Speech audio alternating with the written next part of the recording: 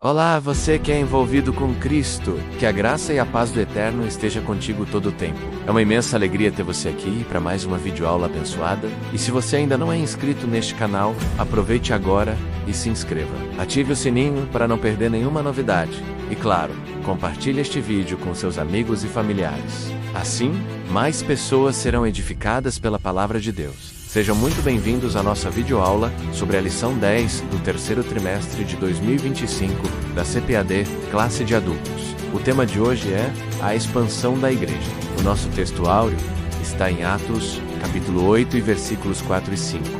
Mas os que andavam dispersos iam por toda parte, anunciando a palavra.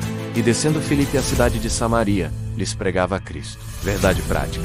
A igreja só crescerá quando ultrapassar seus próprios limites e levar a mensagem de Cristo para além de suas paredes. Nesta semana, vamos estudar como a igreja foi dispersa por causa de uma grande perseguição. Até então, os cristãos estavam concentrados em Jerusalém e não tinham avançado na missão de espalhar o Evangelho. Mas tudo mudou quando Estevão, um dos 7 escolhidos para servir, foi morto por causa de sua fé. Na verdade, Jesus já havia predito em Atos, capítulo 1 e versículo 8, que os cristãos seriam espalhados pelo mundo para anunciar a sua mensagem. E muitas vezes Deus usa circunstâncias para cumprir seus propósitos.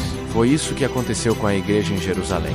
Mesmo sofrendo uma grande perda e tendo de sair da cidade, os cristãos não fugiram derrotados. Pelo contrário, eles continuaram firmes, levando as boas novas para outras pessoas. Palavra-chave: evangelização. Tópico 1. A igreja diante da perseguição. Item 1. Embora perseguida, não fragmentada. Por conta da perseguição que foi movida contra Estevão, o evangelista enfatiza que os cristãos foram dispersos pelas terras da Judeia e da Samaria, exceto os apóstolos. Atos, capítulo 8 e versículo 1. Os capítulos 4 e 5 do Atos registram a perseguição focada mais sobre os apóstolos, líderes da igreja.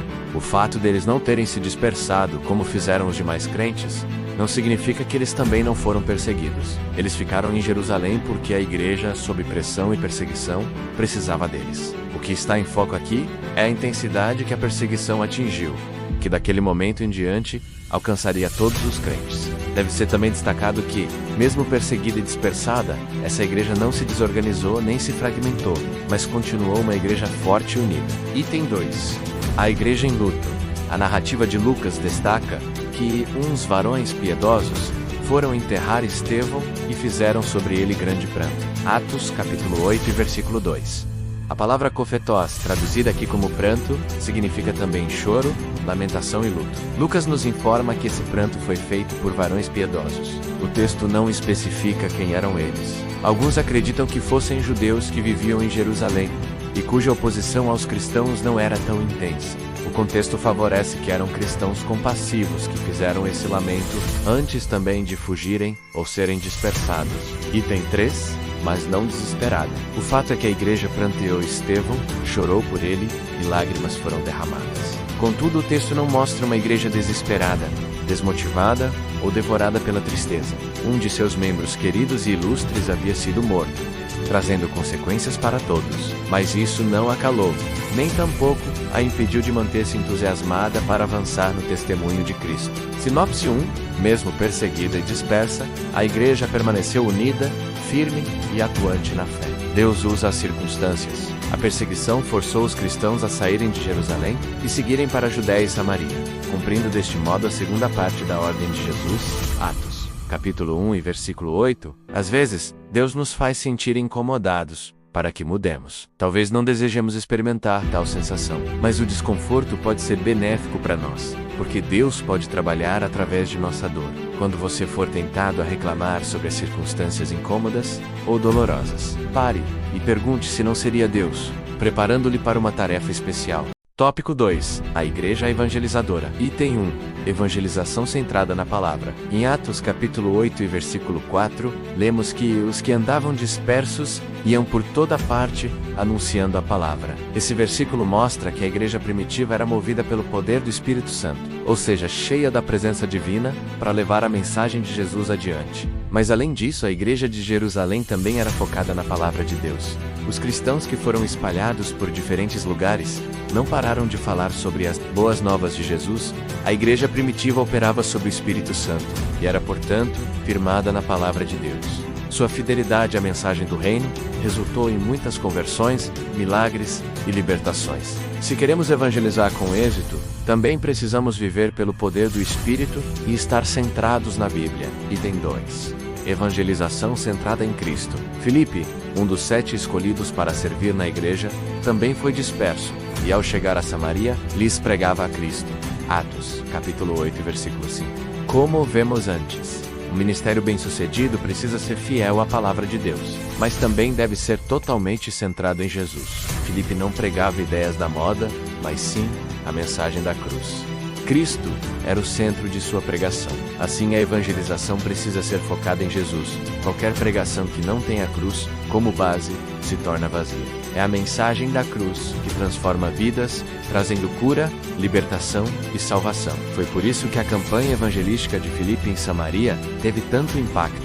Muitas pessoas foram salvas e libertas. Portanto, não devemos colocar nossa confiança em estratégias humanas, mas priorizar nossa ação no poder do Espírito e na força da palavra. Sinopse 2. A igreja cheia do Espírito e centrada em Cristo anunciou a palavra com poder. Tópico 3. A igreja que dá suporte à evangelização tem o suporte da igreja. No livro de Atos, lemos que os apóstolos que estavam em Jerusalém, ouvindo que Samaria recebera a palavra de Deus, enviaram para lá Pedro e João. Atos, capítulo 8 e versículo 14. Essa passagem mostra que a igreja de Jerusalém dava suporte e completo apoio ao trabalho que era feito fora de seus muros. Quando a igreja começou a sair para além de seus portões, os apóstolos procuraram dar apoio e suporte ao trabalho evangelístico e missionário. Não basta mandar missionários, é necessário dar-lhes suporte na missão que realizam. Item 2. A igreja que discipula. Lucas mostra que os apóstolos, tendo ido a Samaria, oraram por eles para que recebessem o Espírito Santo.